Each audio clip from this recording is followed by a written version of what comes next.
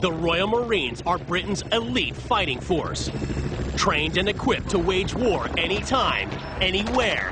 These guys bring the pain in any terrain.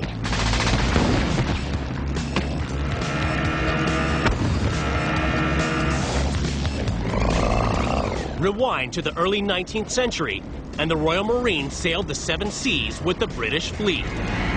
Acting as on-ship security, they had to be tough and disciplined. In 1815, after Napoleon's French army was defeated, the Royal Marines were given the task of guarding him as he was taken to exile. Asked to inspect his British captors, Napoleon commented, "Much might be done with 100,000 men such as these." Napoleon was right. The Royal Marines would use well-trained units which can do a variety of jobs. They can either be inserted amphibiously or they can be put in by helicopter. And they can actually operate in a variety of different sorts of terrain. Fighting in all environments demands firearms that can cope with extreme conditions and a lot of abuse.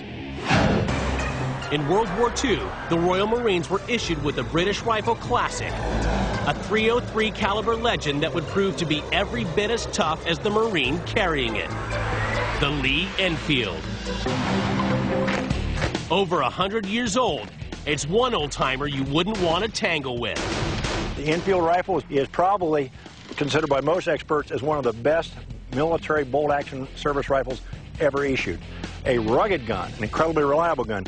For example, it feeds from a 10-round box magazine that was charged with stripper clips, 5-round stripper clips, very quick to load. As far as cycling the action, you can imagine cycling the action on the gun when it fired. Very simple to cycle the action and get another round on the gun. It works very quickly. The Royal Marines were able to get rounds down at a pulverizing pace, a skill they enhanced through a legendary drill of furious bolt and trigger action.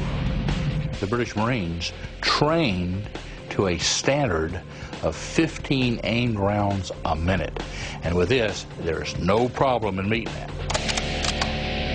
In fact, the Royal Marines could do about 30 rounds a minute.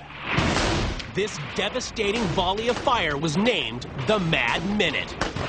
Imagine, if you will, a battalion of perhaps 800 men in fire positions, each of them firing 15 rounds a minute.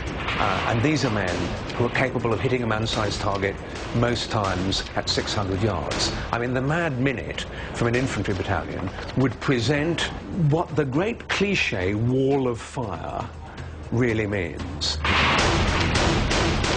When the Germans ran across the British Marines, they thought they were being shot at with machine gun fire rather than rifle fire.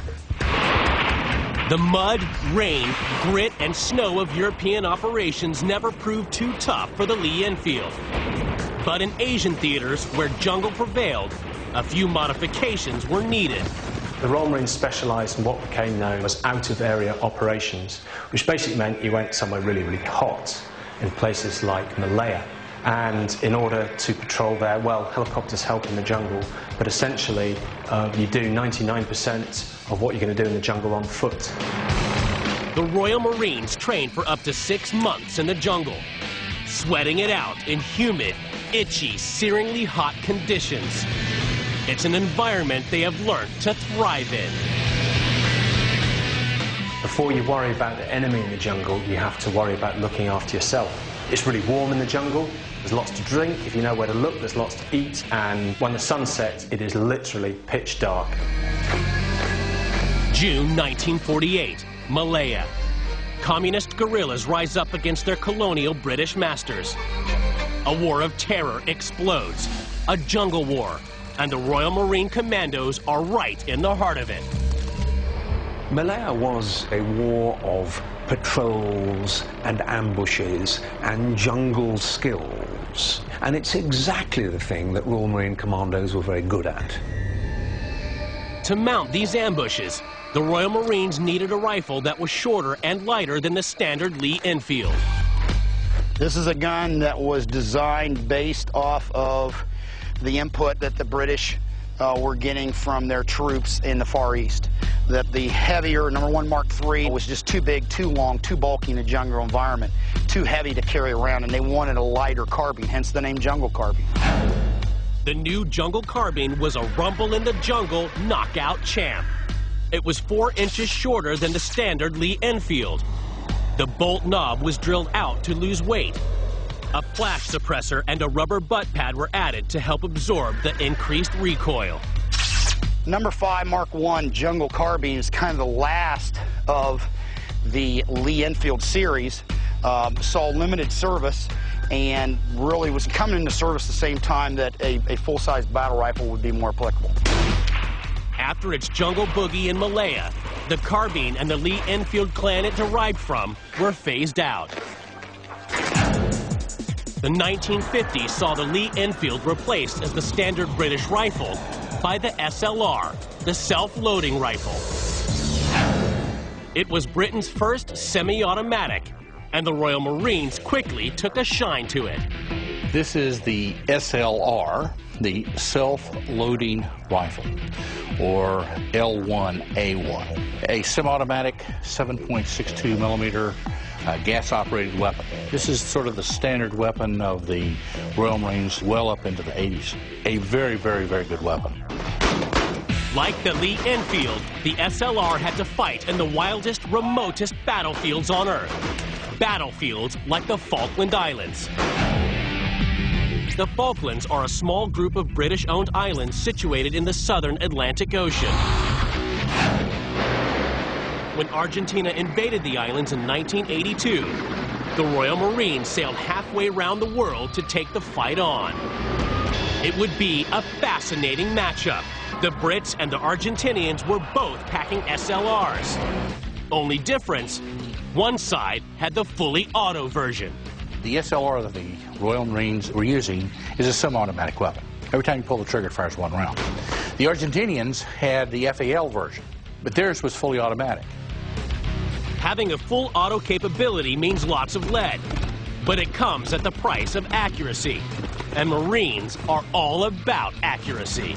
Firing an SLR on automatic, I think you'd just do for fun or in a Rambo movie. The muzzle climb would be so big that the first shot would be the only one actually going in the direction of where you're aiming. When you fire the SLR fully automatic, the first round is there, the second round's there, the third round's there, and anything after that, it's an anti-aircraft gun. The Royal Marine Commandos were not going to let rate of fire beat them. They took the fight to the Argentinians on a quality, not quantity basis. This was a war that they were born for. Leading their tactical charge was Brigadier Julian Thompson. Major General Julian Thompson, then Brigadier Thompson, is a first-rate technician. He was able to land his force quickly and then establish a base and then operate out of that base to retake the Falkland Islands. But Thompson and the Royal Marine Commandos weren't just fighting the Argentinians. They were also fighting a completely unwelcoming and alien environment. It is a very inhospitable place and a difficult place to operate in. Very wet, wind blows a huge amount, mountainous, rocky, and peat bog, which is very spongy, wet, impossible to drive across in a wheeled vehicle. The environment was very harsh, and the logistics problems were great. Basically, the British troops had what they could carry.